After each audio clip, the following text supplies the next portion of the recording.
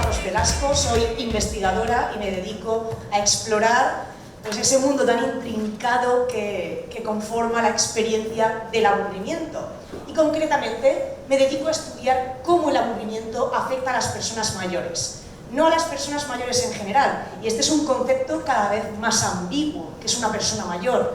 Alguien que tiene 65 años, una persona que tiene 95 años, se puede seguir englobando dentro de esta etiqueta a dos personas que se llevan 30 años de edad. No es así de genérico. Me dedico a estudiar el aburrimiento en personas mayores que viven institucionalizadas y frecuentemente que viven con algún grado de dependencia. A mí me interesa el aburrimiento en nuestras residencias. Estoy muy contenta de ver a tantas personas esta tarde aquí interesadas por la cuestión del aburrimiento. Vamos a intentar no aburrirnos durante los próximos 3/4 de hora, la próxima hora, pero no puedo garantizaros en ningún caso que eso vaya a suceder. Tenemos que tener en mente que el aburrimiento nos asalta cuando menos lo esperamos. Nadie está libre de sufrir aburrimiento y que nadie tenga reparo alguno en expresar su aburrimiento si en algún momento nos ataca. No pasa nada, yo soy consciente de que al menos un minutito de cada media hora de nuestra vida el aburrimiento nos viene a visitar y en ese minuto desconectamos de la realidad. Creo que lo lógico es que empecemos charlando acerca de qué es el aburrimiento. Es una cuestión mucho más compleja de lo que tendemos a pensar. El aburrimiento se confunde con muchas otras experiencias. Se confunde con la apatía, se confunde con la pereza, con la tristeza, se confunde con estados como la depresión, se confunde con el descanso. Incluso, y esto es lo que más me sorprende, llega a confundirse con la felicidad. Esto es para mear y no echar gota. Llevamos estudiando la cuestión del aburrimiento desde hace mucho tiempo. Desde hace muchos siglos. El aburrimiento ya preocupaba mucho a Platón. Platón no quería ser aburrido para aquellos que le escuchaban como le sucedía a Sócrates. En realidad nadie quiere ser aburrido. Si el aburrimiento fuese algo bueno, algo deseable, pues no nos importaría que nuestra carta de presentación llevase el aburrimiento por delante. Pero no nos gusta ser aburridos para los demás, ni tampoco nos gusta que nos aburran. Y esto nos tiene que poner sobre la pista de que el aburrimiento no es algo tan magnífico ni tan maravilloso como ahora queremos creer. Cuando pensamos en el aburrimiento en el contexto de las personas mayores que viven en residencias, todavía menos. Pero dejadme que vuelva a ese argumento que estaba tratando de esbozar. Llevamos estudiando el aburrimiento de manera seria, al menos desde Séneca. Pero cuando el aburrimiento se ha empezado a estudiar de una forma sistemática, fue a comienzos del siglo XX. El aburrimiento se convierte en un problema para la burguesía, en un problema para una aristocracia que tiene demasiado tiempo libre, que se encuentra ociosa y no sabe cómo llenar ese tiempo de forma significativa. No, el aburrimiento se convierte en un problema para el obrero de la fábrica. Ese obrero que está constantemente realizando tareas que no le demandan ningún tipo de esfuerzo intelectual. Ese obrero que ha caído en la monotonía. ¿Y por qué nos importa estudiar el aburrimiento? ¿Por qué empezamos a prestarle atención de una forma más sistematizada? Porque ese aburrimiento trae consigo la consecuencia de que el obrero produzca menos, de que se despiste. Cuando empecéis a sentir aburrimiento durante este rato, lo que vais a hacer es despistaros. Algunos empezaréis a mirar este fondo tan maravilloso que tenemos, este Madrid, que no está hoy especialmente reluciente, pero no deja de ser bellísimo. Os vais a despistar con vuestros propios pensamientos. ¿Qué voy a comer después? Y esta tarde al final, ¿qué conferencias había? Voy a aprovechar para sacar el teléfono y lo miro. Y ya de paso miro también Instagram, a ver qué hay. Pues al obrero le sucede lo mismo, se despista, deja su mente volar. Y esto se traduce en una menor producción. Y esto se traduce en un aumento de los accidentes laborales. Por eso empieza a entusiasmar este tema a los psicólogos laborales, a los psiquiatras. ¿Qué está sucediendo? ¿Por qué hay una plaga de aburrimiento? Pero no en el tiempo libre, sino en el tiempo del deber, en el tiempo del trabajo. Y no obstante, a pesar de que durante los últimos 120 años hemos estado estudiando el aburrimiento con mucho ahínco, seguimos sin llegar a un acuerdo acerca de qué demonios es el aburrimiento. Todos hablamos del aburrimiento y todos estamos acostumbrados a escuchar expresiones cotidianas como «Ay, ojalá tuviese tiempo para aburrirme». ¿Aburrimiento? ¿Qué va? Yo no, si yo siempre estoy haciendo algo. Como si estar haciendo algo fuese una garantía de que no te vas a aburrir, en absoluto. Psicólogos, psiquiatras, filósofos, sociólogos, politólogos, antropólogos, incluso zoólogos. Muchos profesionales nos dedicamos a estudiar el aburrimiento y no somos capaces de ponernos de acuerdo en una definición sobre esta experiencia. Debido, obviamente, a que cada uno de nosotros trabajamos desde nuestra cámara de eco, trabajamos desde nuestra disciplina y cada uno quiere poner el foco en lo que le interesa. El psiquiatra en qué está fallando dentro de ti para que te aburras tan frecuentemente, mientras que al sociólogo le interesa cuáles son tus condiciones materiales de vida para que te aburras constantemente. ¿Por qué te aburres en el trabajo? ¿Por qué te aburres en tu matrimonio? ¿Has sentido presiones sociales a la hora de tener que adoptar ese compromiso con tu pareja? ¿Realmente no lo querías? El zoólogo está preocupado por el aburrimiento animal, no porque nos preocupe realmente que el animal sufra. Nos preocupa cómo ese aburrimiento constante le puede causar estrés, porque aburrirse constantemente causa estrés. Cómo ese estrés afecta al alimento que ese animal va a ser para nosotros. No somos tan buenos. Yo tengo una definición de aburrimiento que he creado tratando de sintetizar algunos mínimos de todas estas disciplinas y después de haber pasado los últimos 13 años de mi vida estudiando el aburrimiento. Y vamos a ver cuáles. El aburrimiento es un estado de malestar siempre, siempre. El aburrimiento duele siempre. Es un estado de malestar que experimentamos en el momento en el que nos encontramos inmersos en una situación, en un contexto, en una realidad presente, o estamos tratando de comprometernos con una actividad que no nos estimula adecuadamente. Aquí hay mucho que desgranar ya. ¿En qué se traduce? En la percepción de la pérdida del tiempo, en la percepción de la falta de valor, de falta de significado. Cuando nos estamos aburriendo, lo que sentimos es que estamos invirtiendo una cantidad de energía para comprometernos con una situación de la cual no sentimos que vayamos a recibir lo suficiente a cambio. Cualquiera de nosotros puede padecer aburrimiento durante este rato. En el momento en el que mis palabras dejen de conformar un contexto que cumpla con tus expectativas, en el momento en el que empieces a sentir que estás perdiendo el tiempo, que es una realidad tan improbable, que es tan escaso, en el momento en el que sientas, en el que yo te haga sentir que soy la responsable de este contexto, que estás malgastando tu tiempo, estarás experimentando aburrimiento, falta de significado, un desequilibrio entre el esfuerzo energético que estoy haciendo para escucharte y lo que siento que me voy a llevar de aquí.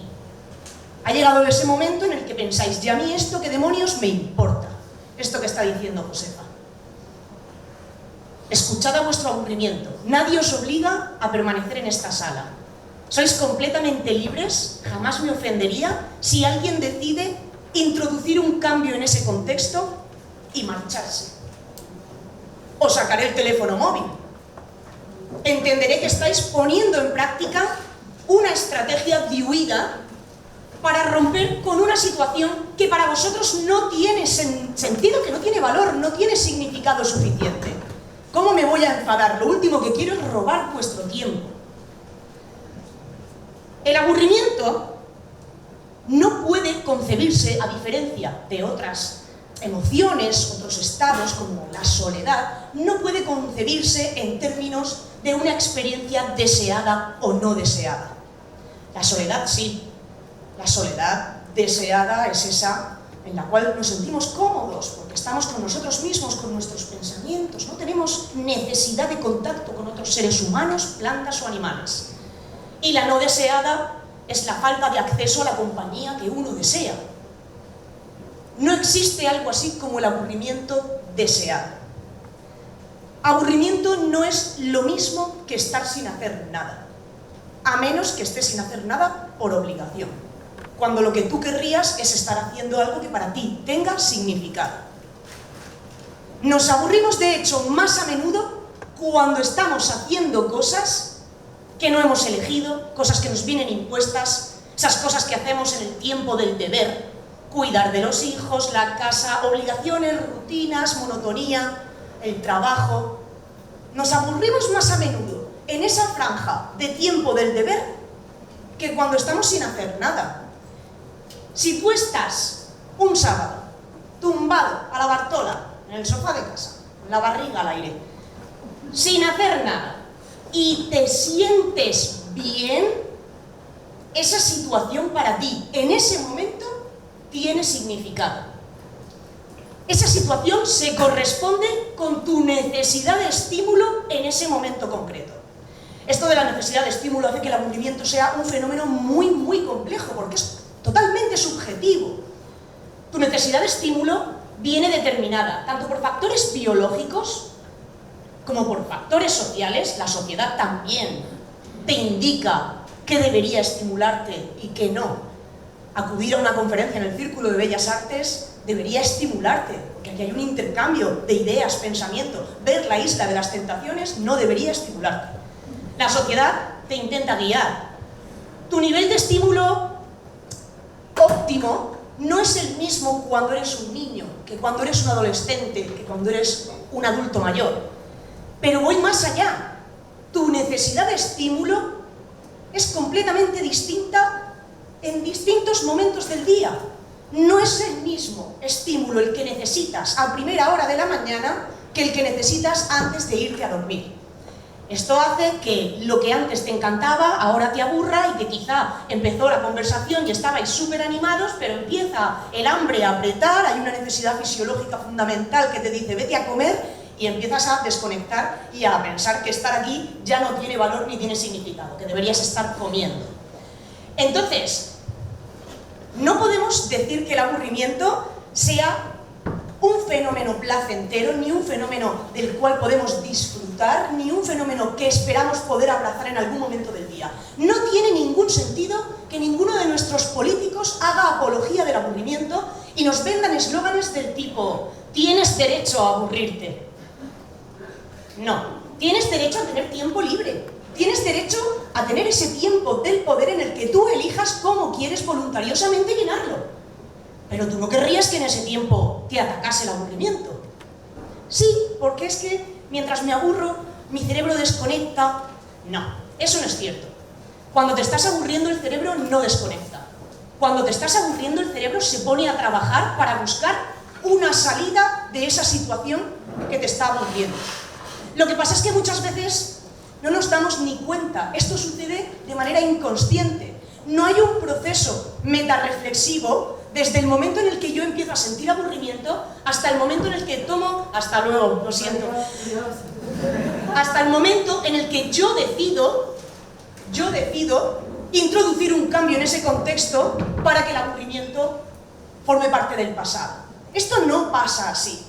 Uno no está sentado delante del televisor y de repente comienza un soliloquio, un monólogo interno en el cual se dice ¡oh, qué aburrimiento! ¿Cuáles son las distintas opciones de las que dispongo en este momento para llenar mi tiempo de una forma más significativa? Está bien, las analizaré una por una y voy a tratar de hacer el ejercicio de determinar cuál de ellas podría servirme en este instante. No.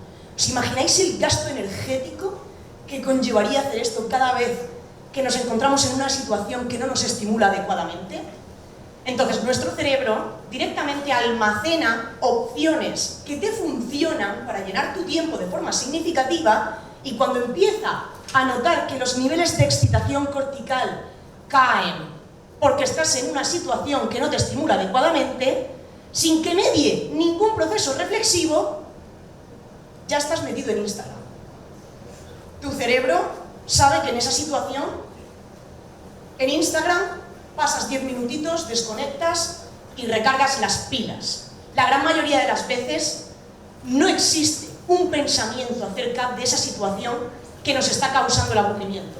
Por tanto, es una falacia el tratar de convencer a las personas de que el aburrimiento te hace ser más introspectivo, te hace ser más reflexivo, de que el aburrimiento es una invitación a repensar la situación presente, a reevaluar. No. Y seamos sinceros con nosotros mismos. Os pido que hagáis el siguiente ejercicio. A lo largo del día de hoy, intentad ser hipervigilantes de vuestro aburrimiento. Intentad hacer el ejercicio de prestar atención a ese aburrimiento en el momento en el que os visite. Y contadme si realmente detrás de la acción que vais a introducir, que vais a llevar a cabo para que ese aburrimiento desaparezca, hay una reflexión profunda, o hay un gesto, esto también nos encanta, o hay un gesto de originalidad, de creatividad, de innovación. No. Es cierto que el aburrimiento te obliga a pasar la página del libro en la que te encuentras. Y nos encantaría pensar que nos obliga a pasarla siempre hacia adelante, hacia algo distinto, hacia algo nuevo, pero no es así. La gran mayoría de las veces pasamos la página del libro hacia atrás, hacia lo que ya conocemos. Me estoy aburriendo con una película, pues escucho música, o me pongo a pintar, o voy a dar un paseo, o llamo a unos amigos y tomo una cerveza, cosas que ya conocemos, cosas que nos han funcionado para llenar el tiempo. ¿A todo esto me dedico yo? En absoluto. A mí esto la verdad es que me importa cada vez menos.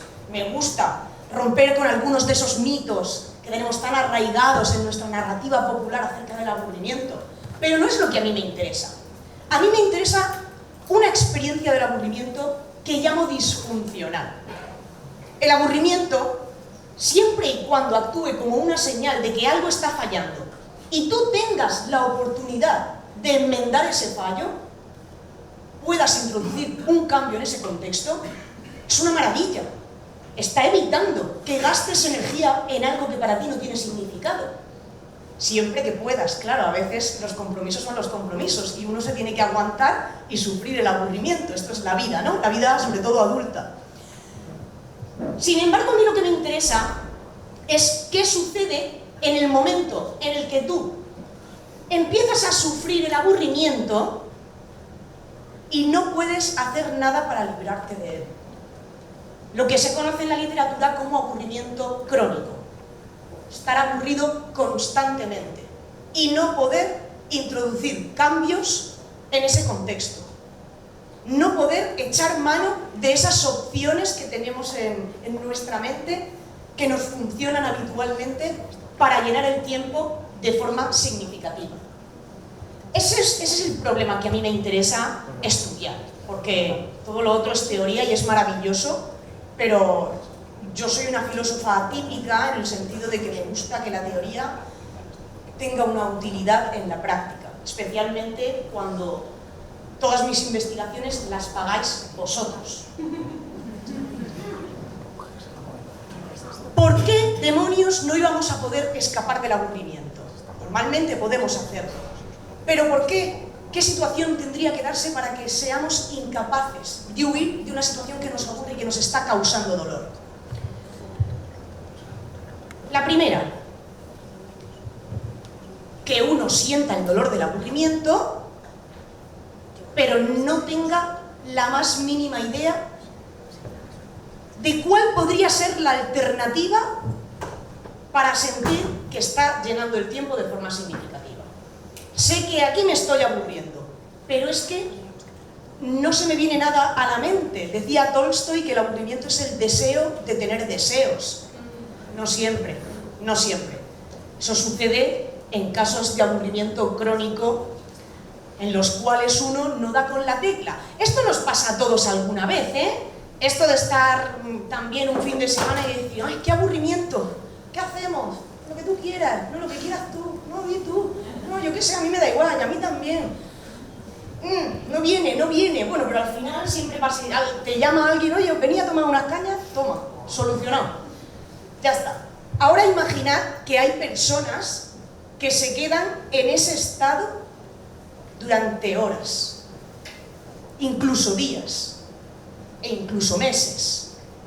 Personas que padecen aburrimiento crónico, que se aburren en toda circunstancia y son incapaces de imaginar qué otro tipo de escenario podría resultarles adecuadamente estimulante. No sabemos demasiado a qué se debe esto. Es algo endógeno, obviamente. Nace del individuo. ¿Es un mal funcionamiento a nivel neurofisiológico? Puede. Hay laboratorios estudiándolo. Se trata de una persona que ha padecido un trauma. Quizá antes sí sabía cómo le gustaba ocupar su tiempo para no aburrirse, pero algo ha pasado y de repente todas esas opciones del catálogo mental ya no sirven. A mi padre le pasó. Mi padre es un hombre de 73 años, no tiene demasiadas opciones en su catálogo para llenar el tiempo, pero tenía algunas y eran sus opciones importantes para él, eran efectivas, que es lo más importante. Y cuando mi hermana murió, esas opciones dejaron de estar disponibles. Nunca más han vuelto a funcionar. No es culpa de la sociedad, no hay que buscar la causa en el exterior, sino que está en mi propio padre. Es un trauma que le está pasando. El hecho, quizá, de sufrir un accidente y empezar a necesitar usar una silla de ruedas puede causar también que algunas de esas opciones que había en tu catálogo pues dejen de estar disponibles. Muchas causas nos pueden conducir al hecho de dejar de saber qué nos estimula realmente. Este no es el tipo de aburrimiento disfuncional que yo estudio.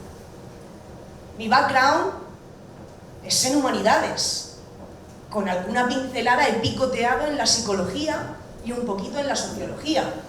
Pero yo no puedo dedicarme a estudiar el caso de personas que han sufrido un trauma o que quizá tienen algún tipo de desequilibrio a nivel neurofisiológico. Eso a mí no me compete. A mí me compete otro tipo de aburrimiento disfuncional. Me interesa el caso de aquellas personas que se aburren constantemente, pero no porque no sepan cómo quieren llenar su tiempo de forma significativa, no porque no puedan acceder a ese catálogo mental de opciones, no porque las opciones ya no estén disponibles. Saben perfectamente cómo quieren llenar su tiempo, pero desde fuera se les impide. Y ya estamos hablando de las personas mayores que viven institucionalizadas. En las residencias de mayores estoy conduciendo una investigación. He entrevistado hasta ahora a más de 500 personas mayores de residencias de toda España para conocer cómo es su relación con el aburrimiento, cómo es su experiencia con el aburrimiento. Y por supuesto les pregunto por otros factores que pueden estar relacionados con ese aburrimiento. ¿Te sientes solo? ¿Sientes que no tienes con quién hablar? ¿Sientes que las actividades de la residencia no tienen significado para ti? ¿Sientes que se te está privando de autonomía a la hora de poder elegir cómo quieres llenar tu tiempo? Y he descubierto que en las residencias encontramos ese aburrimiento disfuncional en los dos sentidos.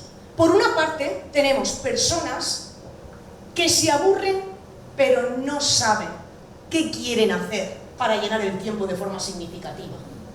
La gran mayoría de ellas están enfrentándose al trauma de haber pasado a vivir en una institución, de haber tenido que despojarte, ¿no?, de tus bienes, de estar lejos de tu familia, de haber salido de tu comunidad, de haber perdido tus hábitos. Están enfrentándose a ese trauma, pero también al trauma de haber perdido al cónyuge, incluso de haber perdido a hijos, porque trabajo con personas que tienen 95, 100 años, han perdido hijos ya. Personas que están experimentando un deterioro que les obliga a tener que reajustar sus expectativas y sufren un aburrimiento sobre el que yo no puedo actuar. aunque en el futuro me gustaría rodearme de un equipo multidisciplinar con personas que se dediquen a la psicología clínica y que me ayuden a ayudar a estas personas. A mí me interesa otra cosa. Me interesa detectar aquellos casos en las residencias en los cuales los usuarios están completamente aburridos, se quejan del aburrimiento todo el tiempo y cuando les preguntas ¿y qué es lo que te gustaría estar haciendo? Saben perfectamente lo que quieren. Te saben decir, yo quiero poder seguir poniendo en práctica las opciones de mi catálogo. Yo quiero poder dar continuidad a mi biografía. Yo no quiero convertirme en un número en este lugar. Ni tampoco quiero que me obligues a abrir mi catálogo para experimentar nuevas opciones que a los 95 años no me llaman en absoluto la atención, como es el club de lectura, cuando yo no he leído nunca, o puede ser el club de cerámica, cuando yo no he hecho cerámica jamás, ni el club de manualidades, porque no me da la gana de hacer collares con macarrones pintados con témperas. Advertencia, solo trabajo con personas sin deterioro cognitivo. Creo que eso es evidente. Los estudios sobre el aburrimiento no están suficientemente avanzados en la actualidad como para que podamos imaginarnos siquiera cómo experimenta el aburrimiento una persona con Alzheimer, por ejemplo. Me interesan esas personas que tienen catálogos de opciones, quizá no muy ricos, porque estamos hablando de personas que constituyen el grupo etario que más se aburre junto con el de los niños. Y que no se me malinterprete, no seré yo quien compare a las personas mayores con niños, jamás. Soy el antipaternalismo hecho persona. Esto tiene una explicación. Volved a pensar, recuperad esa metáfora del catálogo de opciones, ¿de acuerdo? En ese catálogo, a lo largo de nuestra vida, hay opciones que van entrando, opciones que van saliendo, hay opciones que nos acompañan siempre, y luego también tenemos acceso a un catálogo de opciones predeterminadas, un catálogo que nos brinda la industria del entretenimiento masivo. Son muchas opciones que nos sirven para llenar pequeños momentos. No son tampoco muy significativas. Cuando uno las está poniendo en práctica, pues tampoco es que te sientas el rey del mambo, no has pensado mucho sobre ellas, no has hecho una reflexión acerca de cómo te llenan realmente, pero oye, es jueves, llego a las 10 a casa de trabajar, estoy cansado y Netflix me echa un cable. Perfecto. Genial. Los niños tienen el catálogo lleno de huecos. Si os sirve que lo ilustremos de esta forma mejor, pensad en la pantalla de vuestro móvil y en las distintas apps. Te llega el móvil y te llega casi de fábrica, ¿no? Vacío, sin aplicaciones. Hay algunas que te descargas porque tú quieres, otras que, bueno, te obligan a descargarte cuando te descargas otra, otras te la recomiendan. Estupendo. El niño tiene un catálogo con muchísimos huecos. Y el niño no se conoce, el niño se está descubriendo. De manera que sus opciones entran y salen a la velocidad de la luz. Hoy me gusta el karate y dentro de 2 semanas no quiero ni oír hablar del karate. Ahora lo que quiero hacer es jugar al fútbol. Y ahora lo que quiero es pintar. Y ahora no me pongas a pintar porque esto es un coñazo. Está descubriéndose, está aprendiendo con qué opciones él siente que llena el tiempo de manera significativa. Estupendo. Las personas con 80, 85 años, tal y como he podido comprobar a través de mi investigación, tienen catálogos de opciones muy reducidos. Muy reducidos. Y me explico. Y a las personas mayores que hay en la sala, con todo el respeto, que no se comparen con estos casos. Porque a la vista está que tenéis un catálogo muy rico. El hecho de estar en una conversación como esta dice mucho. Habéis hecho un esfuerzo por ampliar ese catálogo. La mayoría de las personas con las que yo trabajo no han hecho ese esfuerzo. Se han jubilado y cada vez han sido más inactivos, se han ido desconectando de los amigos, se han desconectado de los compañeros y llegas a los 80 años con 3 opciones. Ahora os hablo de mi mamá. Es que de ellos puedo hablar sin pedirles permiso. Entonces siempre pongo los ejemplos de mis padres, a pesar de que tengo pues, más de 500 ejemplos después de las entrevistas. A mi madre le hace feliz. Mi madre siente que llena el tiempo de forma significativa y que evita el aburrimiento cuando va a hacer la compra y cocina, cuando ve la novela turca por la tarde Y cuando riega las plantas, por la noche. Son sus momentos, digo, en el día a día cotidiano. Luego verme a mí también es una de las cosas que más me enriquece. Mamá, te quiero. En cualquier caso, son sus opciones. A mí me pueden parecer una mierda pinchada en un palo. Dice, pero mamá, ¿qué vida? Pues mi madre es feliz. ¿Qué sucede en el momento en el que un cambio en tu vida, una pérdida normativa quizá, anule algunas de estas opciones? De repente mi madre se queda en silla de ruedas. Por favor, no. Se queda en silla de ruedas y ya no puede ir a hacer la compra ni cocinar. Se queda sorda y ciega y ya no puede disfrutar de la telenovela turca. De regar ni hablamos, porque además vive en Murcia y el agua está carísima y con la pensión de mi padre no le llega para gastar en agua. Mi madre se queda en bragas. Mi madre se ha quedado sin opciones en el catálogo. Este es un pequeño inciso para hacer hincapié en el hecho de lo importante que es que llenemos esos catálogos de opciones, que estemos un poco dispuestos a probar cosas nuevas, aunque en el momento presente nos cause un poco de reticencia, nos dé pereza. Uf, ahora voy a ir yo a probar a ver si me gusta tejer jerseys de lana a mis 60 y tantos años. No, hay que lanzarse. Nunca sabes cuándo vas a descubrir una opción que realmente va a ser significativa para ti. Y cuanto más amplio y más rico sea ese catálogo, cuando tengas 80 años, más posibilidades de que si sucede algo, aún te sigan quedando opciones. Pero bien, esto está genial, pero tú llegas a una persona que está obligada a vivir en una residencia de mayores, a explicarle que con 85, 95 años tiene que empezar a ampliar su catálogo, y esa persona te va a mandar a hacer puñetas. Te va a mandar a hacer puñetas y te va a decir, es que yo tengo opciones en mi catálogo.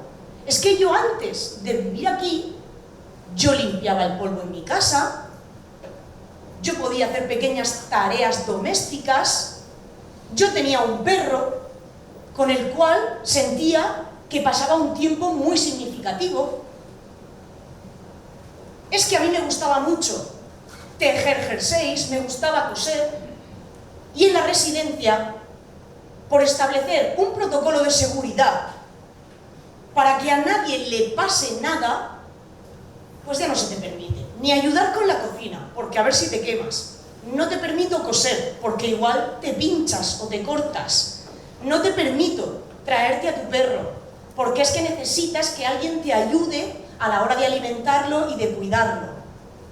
Tú tienes tus opciones, pero la institución impide desde fuera que las puedas poner en práctica. Por esos protocolos de seguridad. Protocolos de seguridad que se traducen en estandarización, en rutinización, en despersonalización. Y aunque a esas personas se les ofrezca un catálogo de opciones predeterminadas, algunas residencias parecen verdaderos centros extraescolares. De verdad. Matemáticas, ahora tenemos historia, ahora visita virtual por los pueblos de España. Está bien y es genial que la residencia ofrezca ese catálogo. Hay muchas personas que están deseosas de descubrir opciones nuevas, pero me parece que todavía es mucho más interesante si la residencia flexibiliza un poco ese protocolo de seguridad, es consciente de que la vida intrínsecamente está ligada a los riesgos, a correr riesgos. Tampoco es mucho riesgo quemarse un poco un dedo con 90 años, no será la primera vez, o cortarte con las tijeras, no creo que sea la primera vez. Creo que merece la pena que este tipo de instituciones flexibilice un poquito sus protocolos de seguridad, si eso va a permitir que muchas personas puedan seguir haciendo uso de sus opciones para llenar el tiempo de forma significativa y puedan seguir sintiendo que tienen agencia, que tienen capacidad de decisión sobre la manera en la que dan valor y significado a su vida. Y el trabajo que yo hago es dar voz a todas estas personas en las residencias. Los resultados están muy próximos a publicarse. Empezaremos a ver cosas a principios de 2025. Y con ellos solo pretendo que las administraciones sean conscientes de que a veces, por el hecho de preservar una vida, estamos condenando a una persona a que esa vida no le merezca la pena vivirla, a estar muertos de aburrimiento. Y con esto os doy las gracias por haberme escuchado, espero no haberos aburrido y desconozco si nos queda algo de tiempo para algunas preguntas. ¿Qué hora es?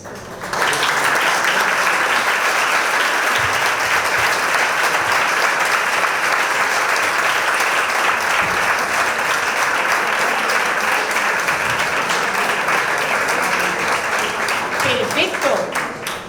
Pues creo que yo misma haré de moderadora en el caso de que tengáis dudas acerca del trabajo que hago o alguno de los conceptos teóricos que he tratado de compartir con vosotros.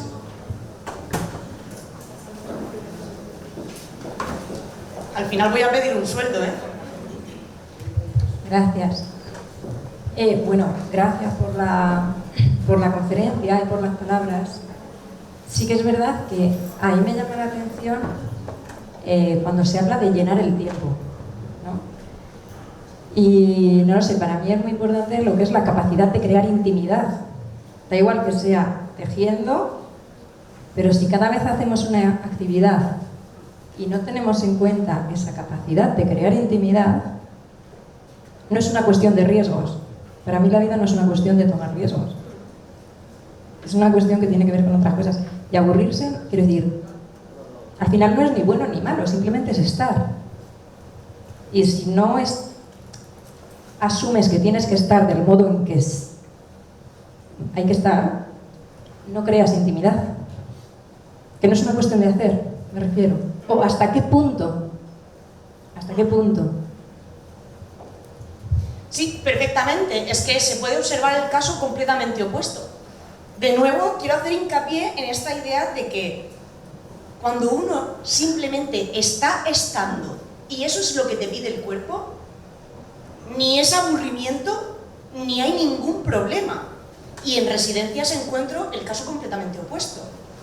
Cuando pensamos en las personas mayores, tendemos a tirar hacia dos extremos. Uno de ellos, el pensar que como es una persona mayor, su necesidad de estímulo es inexistente. Es decir, como tienes 90 años, estás perfectamente a gusto si te tengo todo el día sentado en un sillón a 10 metros de una televisión que ni siquiera se escucha.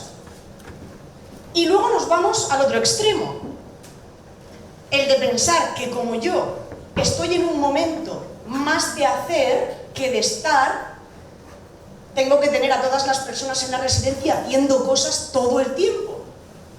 Como mi necesidad de estímulo es más alto en este momento de mi vida, pienso que todo el mundo está igual que yo y si te veo sentado sin hacer nada, simplemente disfrutando del estar, me pongo nervioso. Y en muchas residencias me han llamado con una preocupación, y es que no hacen nada, es que tenemos una oferta de entretenimiento amplísima y nadie participa. Y después de hablar con todas las personas que no tengan deterioro cognitivo en esa residencia, he comprobado y he podido aliviar a los responsables de esa residencia de esa preocupación. He comprobado que realmente ni se encuentran solos, ni se encuentran aburridos, ni se encuentran deprimidos, nada. Están perfectos.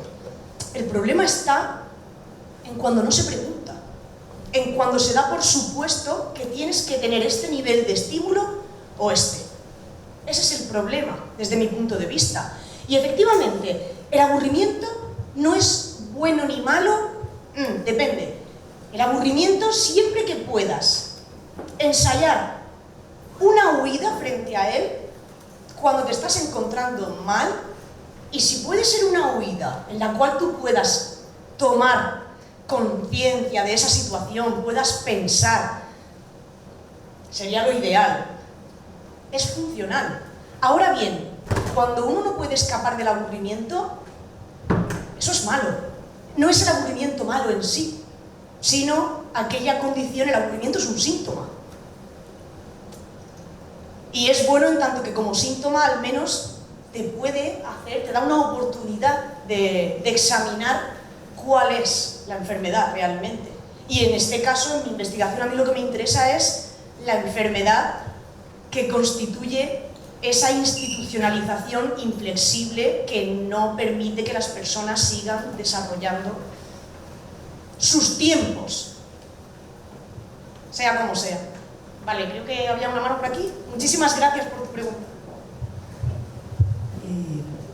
He levantado la mano ahora porque he utilizado la palabra síntoma, pero no estoy aburrida, no he estado aburrida todo este tiempo, pero sí que he estado con las expectativas un poco frustradas a partir de que al principio de la conferencia usaste la palabra malestar. La primera palabra que has utilizado para definir aburrimiento es malestar. Yo, en mi opinión absolutamente personal, tengo un poquito de formación en relación a esto, pero es lo de menos. Es una opinión muy personal. Me parece que el aburrimiento es natural, no malestar. Y que la palabra malestar, si lo ponemos al principio de esta charla, implica que tenemos que hacer algo contra el aburrimiento, como al final has dicho, acabas de decir, porque es un síntoma de una enfermedad. Estoy totalmente en contra de esa posición. De hecho, me parece que eso responde a una situación social actual en el que los estímulos son necesarios, imprescindibles. Y yo no considero que el aburrimiento sea un malestar. El aburrimiento es ni mucho menos una enfermedad. Es una situación, como tantas otras que se viven en la vida, y ahora me voy a referir a los niños, hay que aprender a hacer posible cuanto antes mejor. Y resulta que ahora a los niños no les dejamos aburrirse, los obligamos a estar continuamente divirtiéndose. Dios. O sea, perdón, no sé si...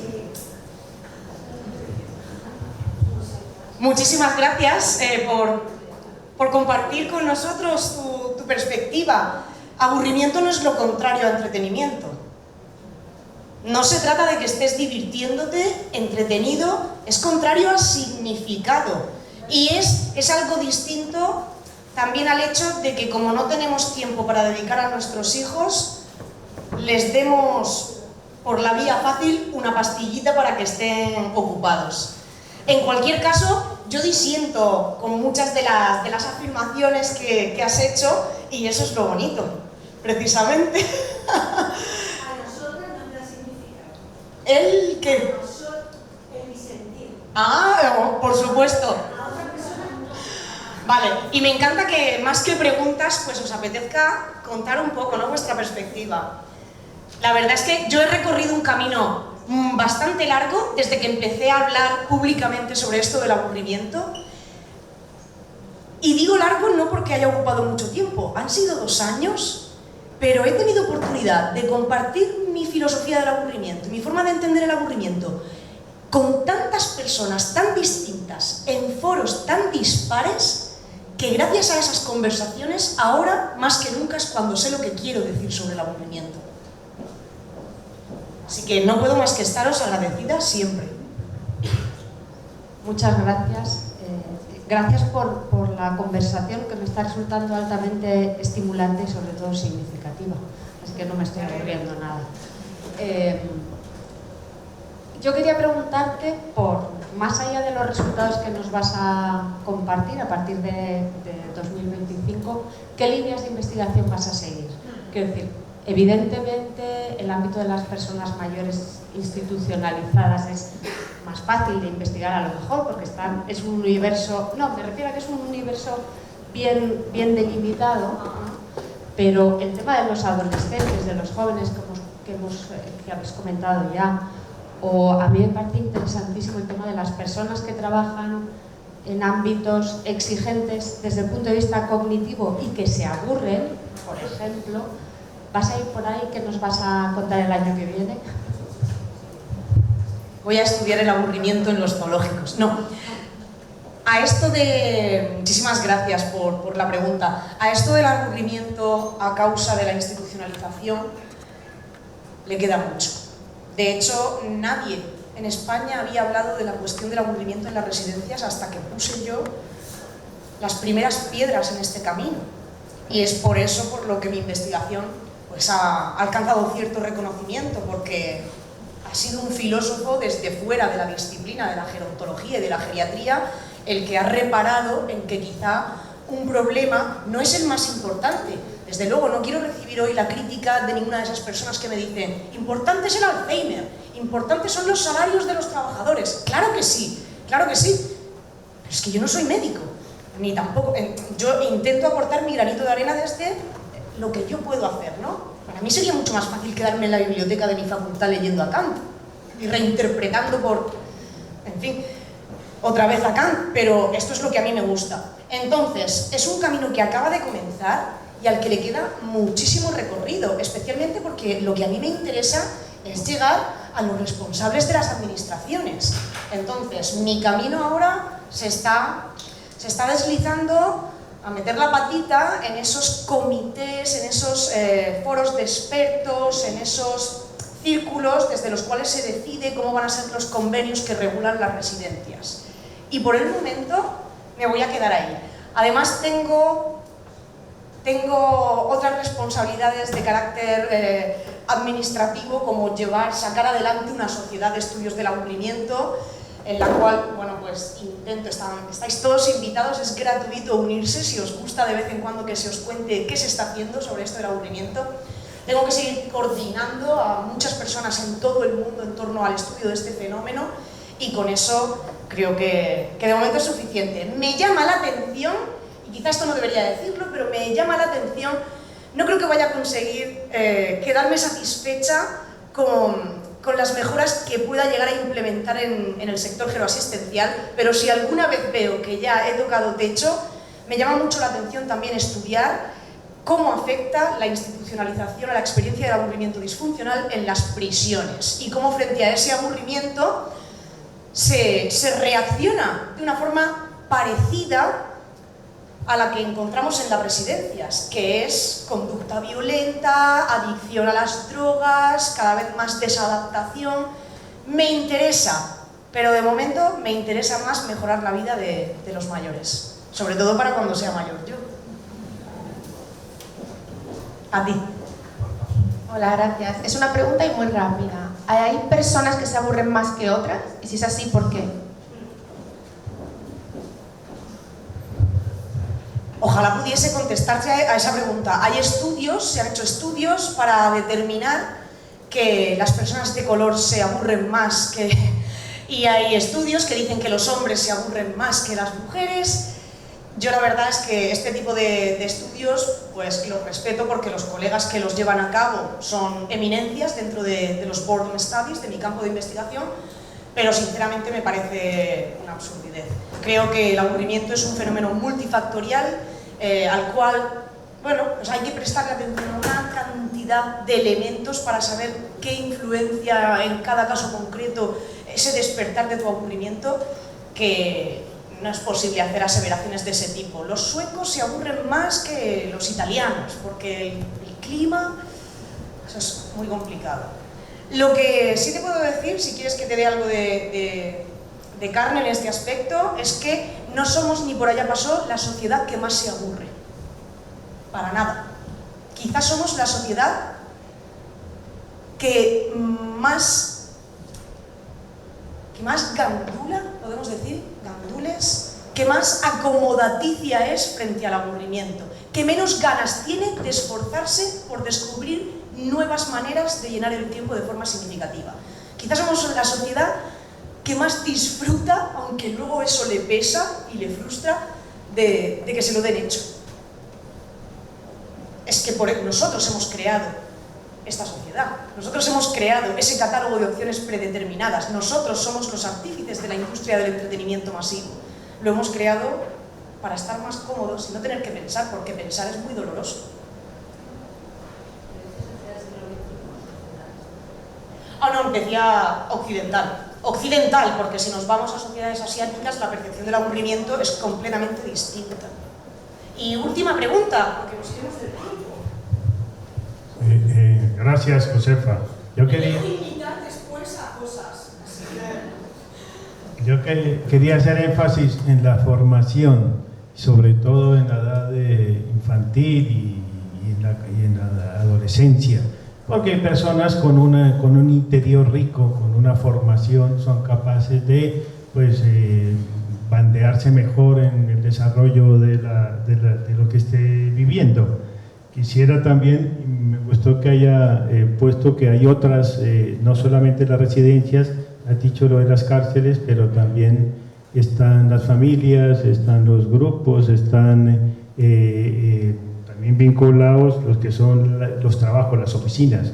En esos medios también tienen que desarrollarse, y quería poner de manifiesto una película que podía servir, que se llama Días Perfectos. No sé si lo han visto, pero vale la pena porque es creerse uno en uno mismo, y eso yo creo que está a la base de una formación mayor. Gracias.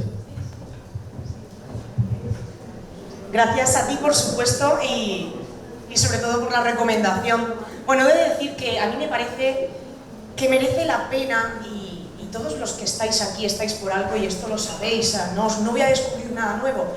Creo que merece la pena hacer el esfuerzo de, como decía Kant, de atreverse a pensar, y como decía Sócrates, de conocerse a uno mismo, para estar en condiciones de construir esos catálogos de opciones personales ricos, esos catálogos en los que las opciones se hayan introducido después de una reflexión, después de que uno se haya mirado a sí mismo y haya llegado a la conclusión de sí, esto me llena de verdad.